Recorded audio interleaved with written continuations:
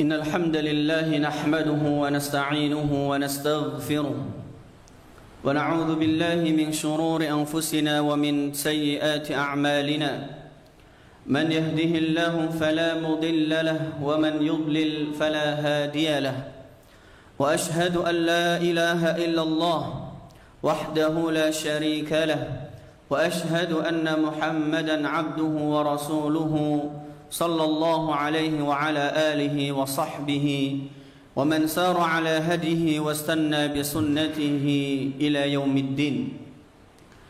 قال الله تعالى في القرآن الكريم: يا أيها الذين آمنوا اتقوا الله حق تقاته ولا تموتن إلا وأنتم مسلمون. وقال أيضا: يا أيها الناس اتقوا ربكم الذي خلقكم من نفس واحدة وخلق منها زوجها وبث منهما رجالا كثيرا ونساء واتقوا الله الذي تساءلون به والأرحم إن الله كان عليكم رقيبا. معاشر المسلمين sidang Jumat rahimani wa rahimakumullah jami'an. Puji syukur kita kepada Allah Subhanahu wa taala atas nikmat yang Allah Subhanahu wa taala berikan kepada kita semua. Baik itu nikmat yang zahir maupun nikmat yang batin. Baik itu nikmat yang sering kita minta di doa-doa kita ataupun nikmat yang tidak pernah kita minta. Dan juga nikmat yang terbesar yang Allah Subhanahu wa taala berikan kepada kita yaitu nikmat Islam. Salawat beriring salam selalu tercurahkan kepada Nabi kita yang mulia Nabi Muhammad sallallahu alaihi wasallam, kepada keluarga beliau, sahabat-sahabat beliau dan seluruh umat beliau yang senantiasa berusaha mengikuti petunjuk beliau dengan pengikutan yang baik hingga akhir zaman kelak. Allahumma amin. Ma'asyiral muslimin rahimani wa rahimakumullah. Usikum wa nafsi bitaqwallah faqad fazal muttaqun. Maka kami selaku khatib mewasiatkan, menasihatkan kepada diri kami pribadi dan kepada jamaah semuanya agar senantiasa bertakwa kepada Allah Subhanahu wa taala dengan sebenar-benarnya takwa, yaitu dengan mengerjakan perintah Allah dan Rasulnya dan menjauhi larangan-larangan Allah dan Rasulnya. Ma'asyiral muslimin rahimani wa rahimakumullah. Talq bin Habib ketika beliau mengatakan definisi mengartikan takwa, yaitu adalah dengan an ta'mala bi ta'atillah ala nurin min Allah tarju thawabah, yaitu engkau melakukan ketaatan di atas cahaya Allah Subhanahu wa taala, di atas ilmu, dan engkau mengharapkan pahala ganjaran dari Allah Subhanahu wa taala. Dan juga beliau mengatakan wa an tatruka ma'siyatallah ala nuri min Allah takhafu 'adzabah. Itu engkau meninggalkan kemaksiatan, hal-hal yang dilarang oleh Allah Subhanahu wa taala ala nuri min Allah, di atas cahaya Allah, di atas ilmu, meninggalkannya karena Allah Subhanahu wa taala, dan engkau takut terhadap azab, hukuman dari Allah Subhanahu wa taala. Ma'asyiral muslimin rahimani wa rahimakumullah jami'an. Allah Subhanahu wa taala memerintahkan kita di berbagai macam ayatnya agar kita senantiasa memakan harta yang halal dan menjauhi harta yang haram. Kita diperintahkan untuk memakan harta yang halal sebagaimana Nabi sallallahu alaihi wasallam beliau berdoa kepada Allah Subhanahu wa taala, Allahumma kfini bihalalika an haramik. Ya Allah, cukupkanlah diriku dengan sesuatu hal yang halal. Maka Nabi sallallahu alaihi wasallam meminta kepada Allah agar Allah berikan kecukupan dengan sesuatu hal yang halal dan merasa tidak butuh dengan sesuatu hal yang haram. Maka Nabi sallallahu alaihi wasallam pun berdoa. Lantas kita terkadang tidak berdoa kepada Allah Subhanahu wa taala berkaitan dengan hal tersebut. Padahal salah satu hukuman yang berat dari Allah Subhanahu wa taala ketika kita sudah memiliki yang halal, sudah mendapatkan yang halal, namun ternyata hati kita, perasaan kita tidak cukup dengan hal tersebut dan mencari hal-hal yang haram, wal a'yadzu billah. Ma'asyiral muslimin rahimani wa rahimakumullah jami'an. Rizki yang halal, harta yang halal, walaupun itu sedikit, namun dia diberkahi oleh Allah Subhanahu wa taala. Sebaliknya, harta yang banyak, rizki yang banyak, namun ternyata dia peroleh, dia dapatkan dengan cara yang haram, dengan cara riswah, dengan cara menyogok.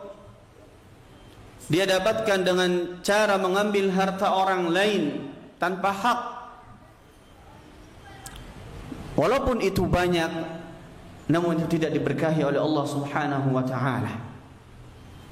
Ibnu Taimiyah rahimahullahu taala, beliau mengatakan wal qalilu minal halali yubarik fi. Sedikit namun dia halal, maka Allah akan berkahi harta tersebut. Wal haramul katsir yadhhabu wa yamhaquhu Allah taala. Harta yang banyak, uang yang banyak, namun dia peroleh dengan cara yang haram, yamhaquhu Allah. Allah akan binasakan harta tersebut. Allah akan lenyapkan harta tersebut. Tidak ada keberkahan di dalam harta tersebut. Sebagaimana Allah Subhanahu wa taala berfirman di dalam surah Al-Baqarah, yamhaqullahu ar-riba wa yurbis sadaqat. Allah musnahkan, Allah lenyapkan riba, harta haram. Kaum muslimin rahimani wa rahimakumullah, dalam mencari rizki, sebagian kaum muslimin tidak pandang bulu dengan hal haram atau halal. Kebanyakan atau ada di antara kaum muslimin yang penting dapat harta tersebut. Dia tidak fikirkan bagaimana halal dan haramnya harta tersebut.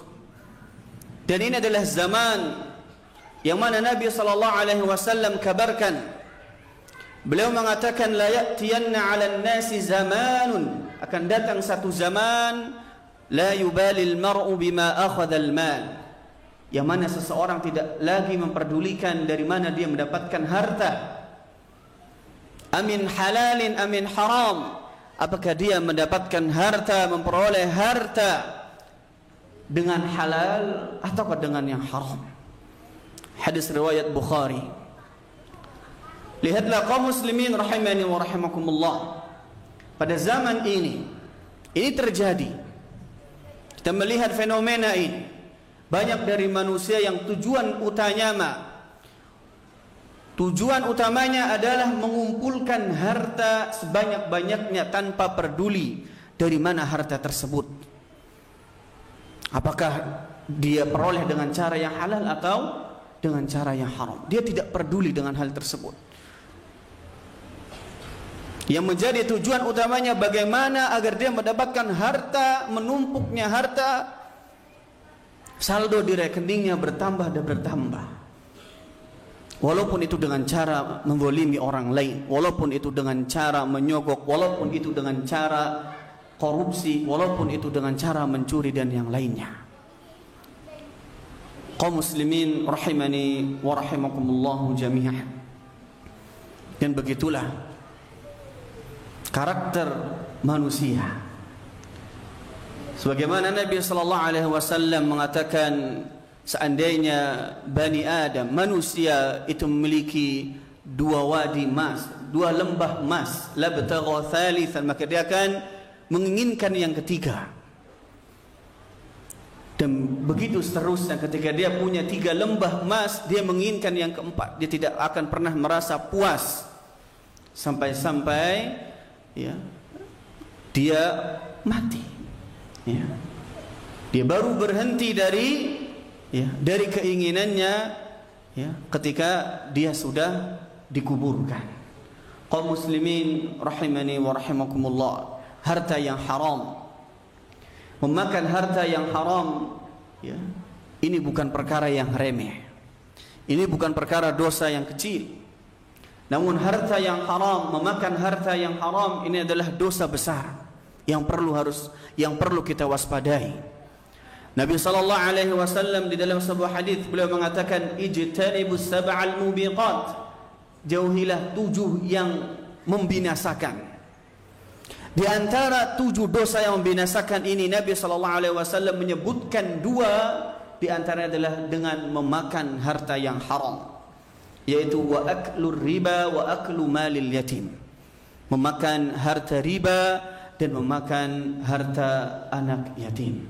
Aqulu qawli hadza wa astaghfirullah li wa lakum wa lisairil muslimina min kulli dhanbin fastaghfiruhu innahu huwal ghafurur rahim.